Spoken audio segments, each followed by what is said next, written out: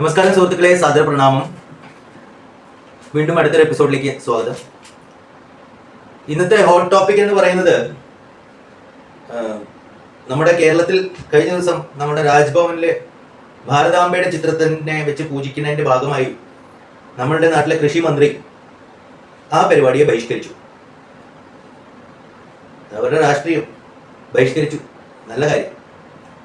എന്നാൽ ഈ ബഹിഷ്കരിച്ചത് എന്തിനു വേണ്ടിയിട്ട് എന്ന് ചോദിച്ചപ്പോൾ അദ്ദേഹത്തിന്റെ ഉത്തരം എന്തായിരുന്നുവെങ്കിൽ ഇത് RSSന്റെ ഫോട്ടോ ആണ്. ശരിക്കും ഇത് RSSന്റെ ഫോട്ടോ ആണ്.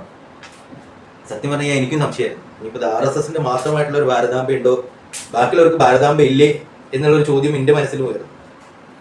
അപ്പോൾ നമ്മൾ അതിനെ കുറിച്ചിട്ടൊന്ന് സ്റ്റഡി നടത്തി.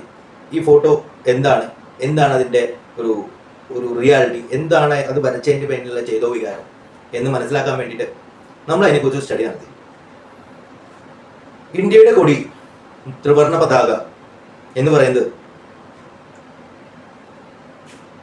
3 കളറാണ്. ഏതൊക്കെയാണെന്ന് പറയാൻ പറ്റുമോ? ഇന്ന് മിക്കവാറും ഇന്ത്യയിലെ ഒരുവിധപ്പെട്ട ജനങ്ങൾക്കൊക്കെ ഇത് അറിയാം, എന്നാൽ കേരളത്തിലുള്ള പലവർക്കും ഇതറിയില്ല. ഇന്ത്യയുടെ പതാകയുടെ 3 കളർ എന്ന് പറഞ്ഞു കഴിഞ്ഞാൽ സാഫ്രൻ, വൈറ്റ്, ഗ്രീൻ എന്നാണ്. മിക്കവാറും ആൾക്കാർ പറയാം ഓറഞ്ച്, വൈറ്റ്, ഗ്രീൻ എന്നാണ്. ഓറഞ്ച് എന്ന് പറഞ്ഞിട്ടൊരു കളറേ ഇല്ല. Saffron, white and green. ഈ സാഫ്രൻ എന്ന് പറയുന്നത് എന്തിനെ പ്രതിദാനം ചെയ്യുന്നതാണെന്ന് നിങ്ങൾക്കറിയാമോ?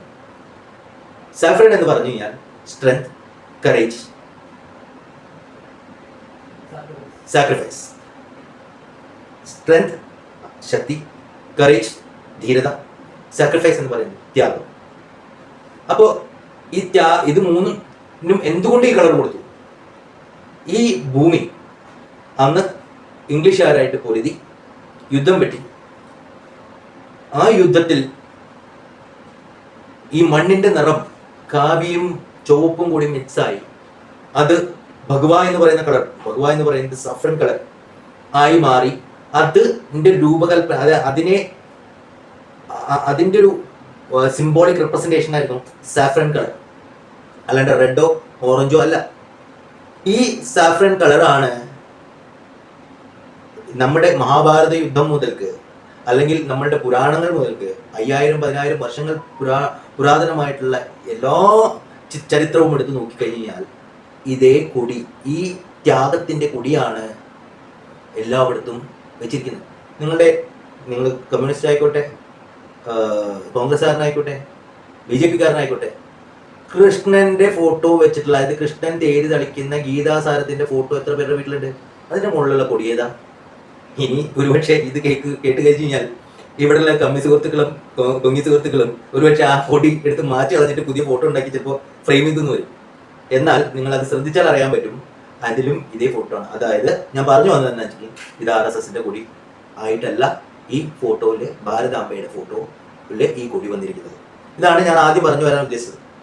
പിന്നെ India is my country, all Indians are my brothers and sisters നമ്മളുടെ പ്രതിജ്ഞയാണ്. ഇപ്പൊ ഇനി ഈ പ്രതിജ്ഞയെ കുറിച്ച് പറഞ്ഞ് ഇംഗ്ലീഷിൽ പറഞ്ഞിട്ട് ചിലപ്പോൾ ഇംഗ്ലീഷ് അറിയാത്ത നമ്മുടെ മന്ത്രിമാർക്ക് ഇത് മനസ്സിലായില്ല എന്ന് വരും. അപ്പൊ അതുകൊണ്ട് മലയാളത്തിൽ വരും, ഭാരതം എൻ്റെ രാജ്യമാണ്, ഈ ഭാരതീയർ എല്ലാവരും എൻ്റെ സഹോദരി സഹോദരന്മാരാണ് എന്നാണ് പറഞ്ഞു വന്നത്. ഇത് എല്ലാവരും തൻ്റെ സ്കൂളിൽ പ്രതിജ്ഞയായിട്ട് ചെറുപ്പം മുതൽക്കേ ചൊല്ലിക്കൊണ്ട് വരുന്ന ഒരു കാര്യമാണ്. അതായത് ഓരോ ഭാരതീയന്റെയും പ്രതിജ്ഞയാണ് ഈ പറഞ്ഞ ആദ്യത്തെ 2 വരികൾ. ശരിയല്ലേ? ഈ പ്രതിജ്ഞ ആവുമ്പോൾ, ഇതാണ് നമ്മളുടെ പ്രതിജ്ഞ എങ്കിൽ നമ്മുടെ അമ്മ ആരാ? ഭാരതാംബ. ഭാരതം എൻ്റെ അമ്മയാണ്.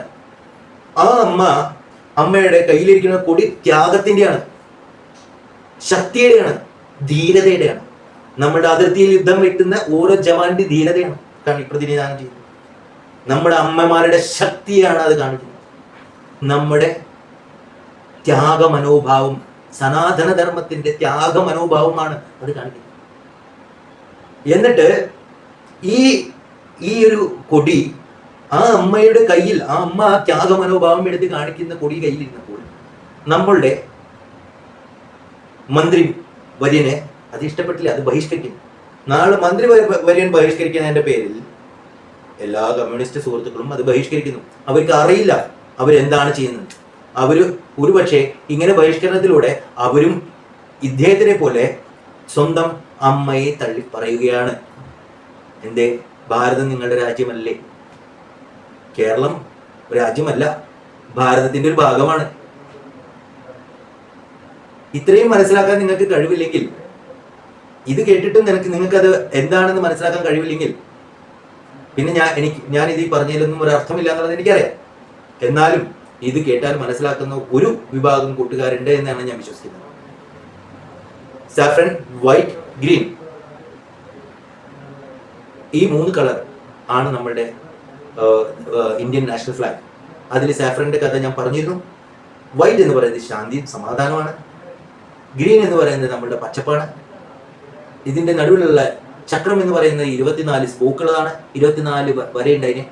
ആ സ്പോക്സ് എന്ന് പറഞ്ഞ വരകൾ അത് നമ്മുടെ 24 മണിക്കൂറും പ്രവർത്തിക്കുന്ന, അതായത് നമ്മുടെ ലേബർ പവറിനെയാണ് കാണിക്കുന്നത്. അപ്പോൾ ഇത്രയും കാര്യങ്ങൾ മനസ്സിലാക്കാതെയാണ് നമ്മളുടെ മന്ത്രിവര്യന്മാർ ഇതുപോലുള്ള പ്രതിഷേധം കാഴ്ചവെക്കുന്നത്. എൻ്റെ സുഹൃത്തുക്കളെ, ഇത്രയും പറയാനുള്ളൂ. നിങ്ങൾ ഈ ചെയ്യുന്നത്, നിങ്ങളുടെ ഈ പ്രതിഷേധവും, നിങ്ങൾ കാണിക്കുന്ന ഭാരതാംബയുടെ ഫോട്ടോയോടുള്ള പ്രതിഷേധവും, നിങ്ങൾ വിചാരിക്കുന്ന പോലെ ഇത് RSSന്റെ മാത്രം ഭാരതാംബയല്ല. ആ ഭാരതാംബയുടെ ചിത്രം എന്ന് പറയുന്നത് നമ്മളുടെ ദേവിയെയാണ് പ്രതിനിധാനം ചെയ്യുന്നത്. നമ്മളുടെ ദേവി സ്വരൂപത്തെയാണ് അത് കാണിക്കുന്നത്. ഓരോ അമ്മയും ദേവിയായിട്ട് കാണണം, ഓരോ സഹോദരിയെയും ദേവിയായിട്ട് കാണണം എന്നുള്ളതാണ്. അവരുടെ സിന്ദൂരത്തെയാണ് പ്രതിനിധാനം ചെയ്യുന്നത്.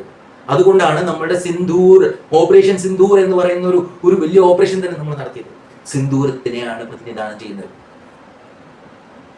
നമ്മളുടെ അമ്മയുടെ ശക്തിയാണ് പ്രതിനിധാനം. ഭാരതം എന്ന് പറയുന്നത് ഒരു അമ്മയാണ്, ദേവിയാണ്. ആ ദേവിയെ നമ്മൾ ആദരവപൂർവ്വം പ്രണമിക്കുന്നു എന്ന് പറയുന്നത് എന്ത് തെറ്റാണ് ഈ മന്ത്രിവര്യം കണ്ടതെന്ന് എനിക്കറിയില്ല. കഴിഞ്ഞ ദിവസം വേറൊരു മന്ത്രിവര്യം പറഞ്ഞിരിക്കുകയാണ്, നമ്മളുടെ ഈ അമ്മയെ സപ്പോർട്ട് ചെയ്യുന്ന ഇസ്രായേൽ പോലത്തെ ഒരു മഹാരാജ്യത്തിനെ അദ്ദേഹം പറഞ്ഞിരിക്കുകയാണ് ഇനി അവരുമായിട്ടുള്ള ഒരു ബന്ധവും വേണ്ടെന്ന്.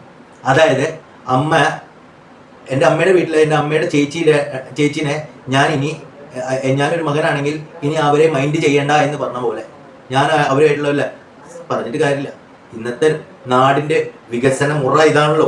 ഇവരിതാണല്ലോ പഠിക്കുന്നത്. മെജോറിറ്റി, മൈനോറിറ്റി, വിഘടനവാദം, ഇതൊക്കെയാണല്ലോ ഇവർക്ക് പഠിക്കുന്നത്. ഇവരുടെ വോട്ട് ബാങ്ക് നിറയ്ക്കാൻ വേണ്ടി ഇവർ വിഘടനവാദം നടത്തി മെജോറിറ്റി, മൈനോറിറ്റി, ഹിന്ദു, മുസ്ലിം, ക്രിസ്ത്യൻ എന്നുള്ള സെക്യുലറിസം ഒരു ഭാഗത്ത് പൊക്കിപ്പിടിച്ചിട്ട് മൈനോറിറ്റി വേറെ ആക്കുന്നു. മൈനോറിറ്റിയുടെ വോട്ട് പ്രീണന രാഷ്ട്രീയം നടത്തി ഇവിടെ വോട്ട് ബാങ്ക് ക്രിയേറ്റ് ചെയ്തുകൊണ്ടിരിക്കലാണ് ഇവരുടെ പണി. എൻ്റെ സുഹൃത്തെ, എനിക്ക് ഇതിൽ കൂടുതലൊന്നും പറയാനില്ല. എന്തായാലും ഇന്ന് ഇദ്ദേഹം ഈ കാണിച്ചു കൂട്ടുന്ന ഭാരതാംബയുടെ ഫോട്ടോയ്ക്ക് പുഷ്പാർച്ചന നടത്തുന്നതിനെതിരെയുള്ള പ്രതിഷേധം നിങ്ങൾ ചെയ്യുന്ന ഏറ്റവും വലിയ രാജ്യദ്രോഹമാണ്, നിങ്ങളെ രാജ്യദ്രോഹികളാക്കിക്കൊണ്ടിരിക്കുകയാണെന്ന് പറഞ്ഞുകൊണ്ട്